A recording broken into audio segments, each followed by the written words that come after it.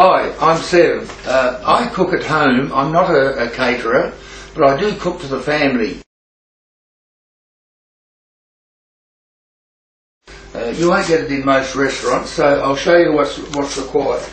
We start with some pork, cut up reasonably small, some veal and some chicken. Now I'll put the 2 or 3 tablespoons of olive oil in the pot.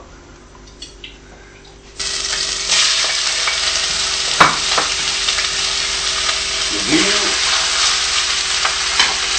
and the chicken.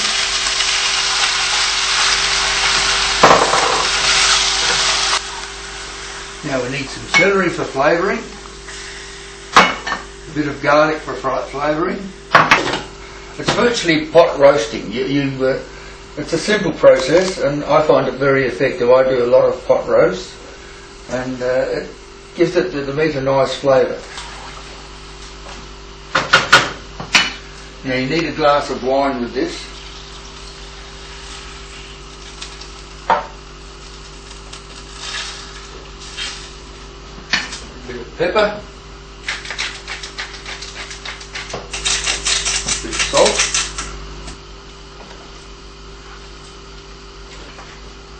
Okay, another 5 minutes and that'll be ready then.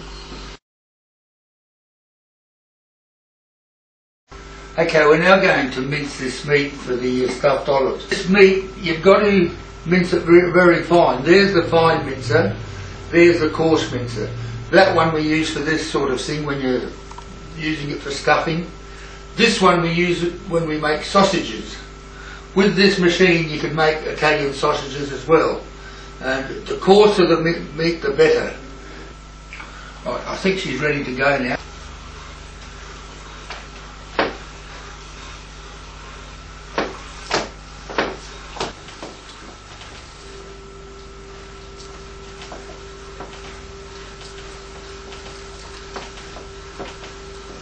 Now just a little tip when you're mincing meat or anything, to get the last bit out you put some bread in, about 1.5 cups of the stock in, that's about 1/2 cup,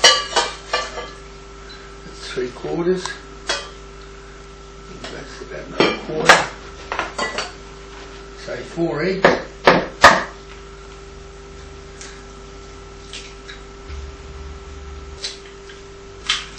Eggs. Now a good cup of Parmesan cheese. Now we'll mix it up and see how we go.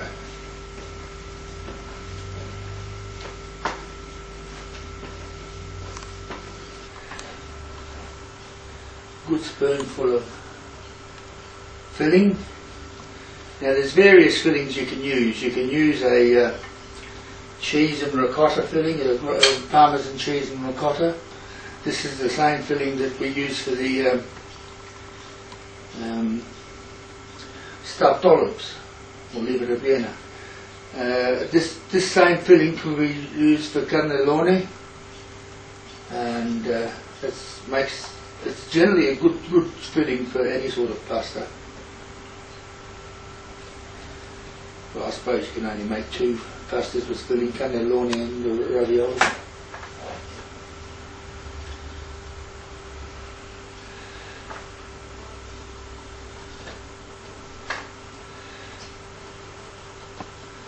There you go.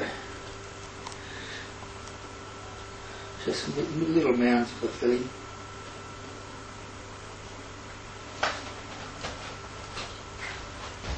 Water.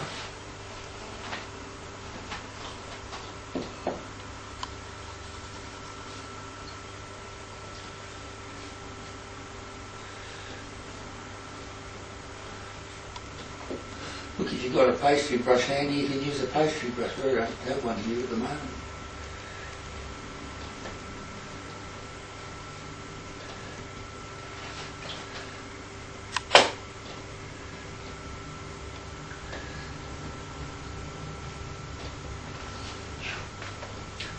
Okay.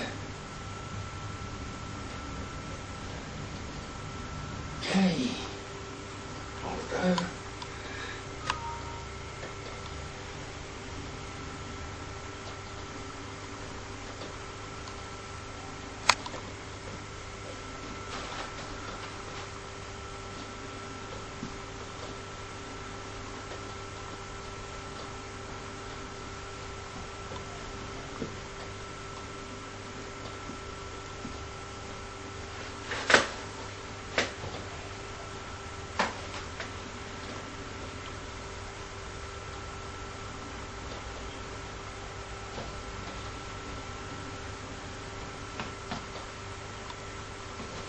It's pretty straightforward. You're just making little parcels of pasta and filling.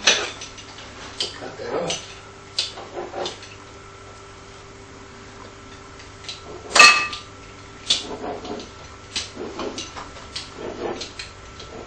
That's designed for pizzas, of course.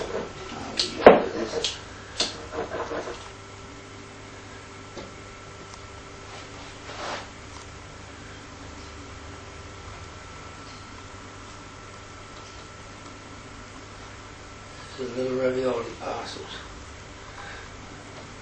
Of course, this is a bit different from the stuff you buy, but you know, I think the larger parcels like this are a little bit easier to make, and I think they're nicer anyway.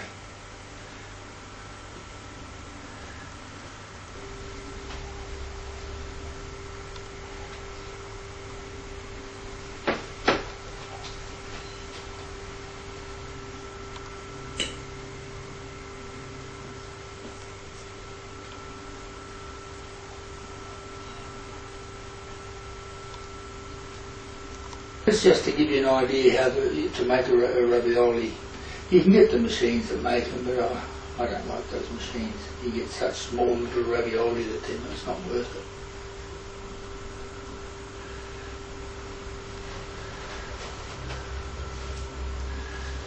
The people from our part of Italy make ravioli a slightly variation of this on Shrove Tuesday, which is called Carnavale, and they generally use ricotta and cheese, which I've got in the recipe book, as a filling for ravioli.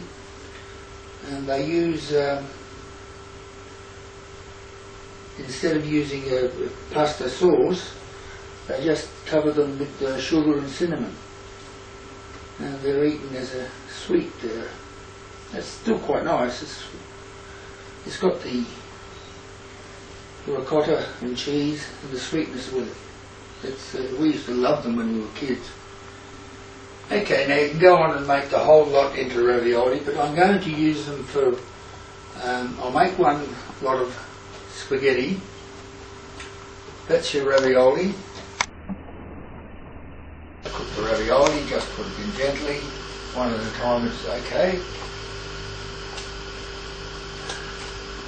It doesn't take long to cook. The meat inside is cooked anyway, and the pasta only takes a minute or so.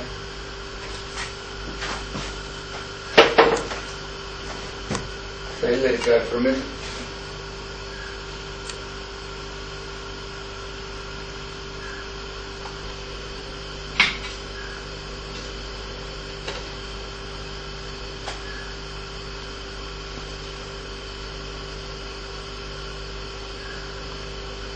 You can pour them into a colander if you like, but I find this quite convenient.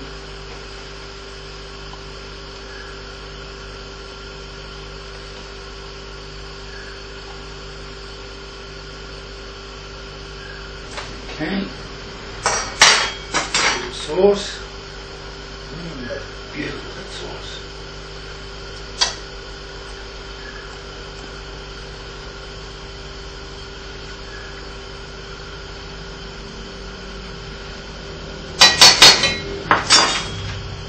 Cheese, Parmesan cheese, beautiful.